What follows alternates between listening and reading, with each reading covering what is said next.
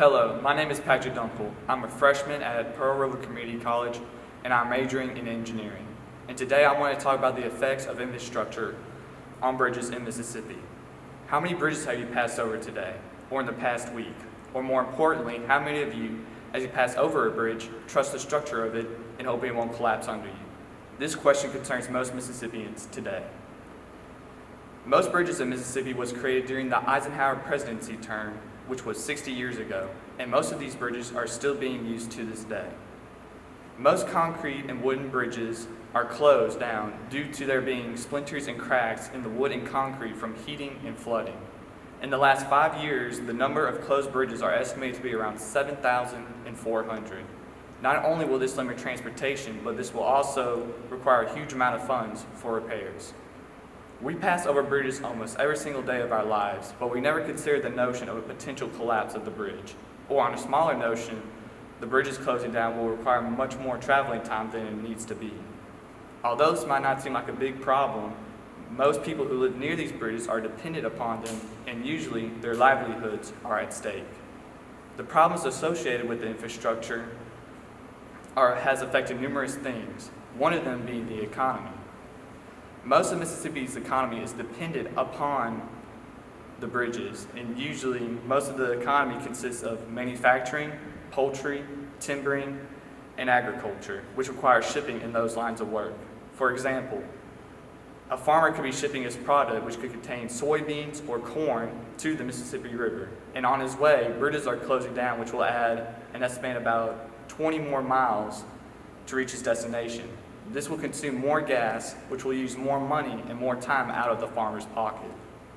Not only is Mississippi's economy being negatively affected by the infrastructure, but also the sick and elderly. Emergency services have been having difficulty trying to reach their destination due to the bridges closing down. For example, a sick elderly woman could have collapsed in her house, and the ER has been dispatched. And on their way, bridges are closing down, which will increase their traveling time to reach their destination. In this line of work, a minute could be the difference between life and death. With the problems associated with infrastructure and the issues associated with it have made reasons for Mississippians to leave the state. Between 2010 and 2016, about 801,000, or 4% of millennials, have left the state.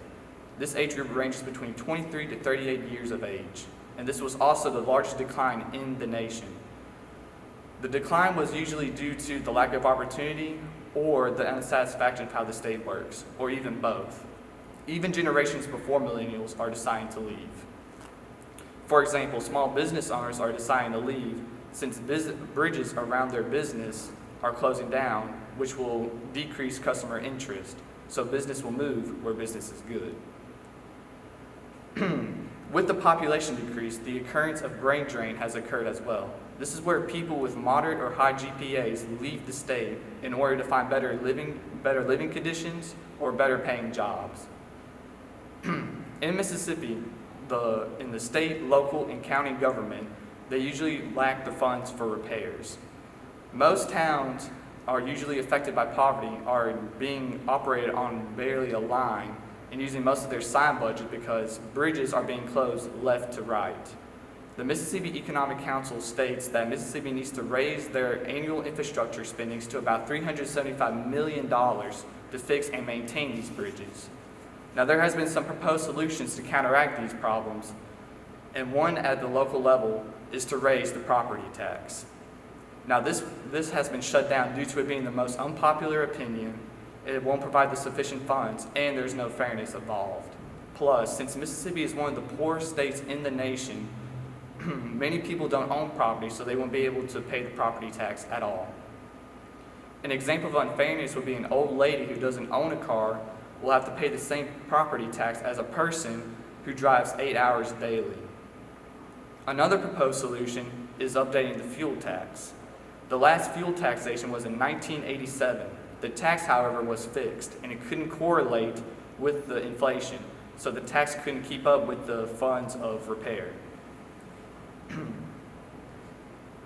According to the Mississippi Department of Transportation, the the rate of inflation has increased to about 115%, and the cost of construction is 10 times more than the gas tax revenue.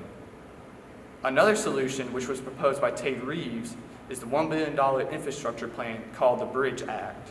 This bill, however, died before the end of the legislative session due to it requiring local governments to match state dollars. And since most local governments are affected by poverty, the bill died. Another temporary solution that was proposed was the railroad culvert.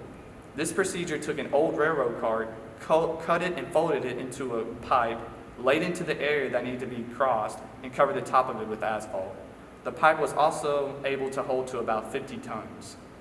The railroad culvert prices ranges between the thousands since it depends on the length required.